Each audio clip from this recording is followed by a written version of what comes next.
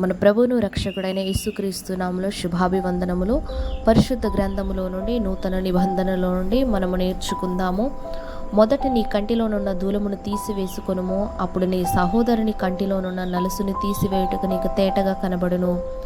పరిశుద్ధమైనది కుక్కలకు పెట్టకుడి, మీ ముత్యములను పందుల ఎదుట వేయకుడి. అడుగుడి, మీకు ఇయ్యబడును. వెదకుడి, మీకు దొరుకును. తట్టుడి, మీకు తీయబడును. మనుషులు మీకు ఏమి చేయవలని మీరు కోరుదురో అలాగునే మీరును వారికి చేయుడి.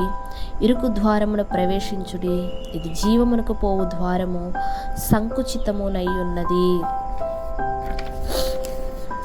అబద్ధ ప్రవక్తలను గురించి జాగ్రత్త పడుడి.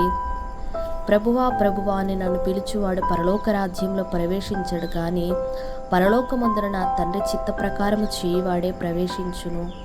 నా మాటలు విని వాటి చొప్పున చేయి ప్రతివాడును బండ మీద తన ఇల్లు కట్టుకొని బుద్ధిమంతుణ్ణి పోలియుండును. స్వస్థత పొందితే నియమించిన కానుక సమర్పించాలి. ధైర్యముగా ఉండుము, నీ విశ్వాసము నిన్ను బాగుపరచెను. దేవుడు మిమ్మల్ని దీవించి ఆశీర్వదించును.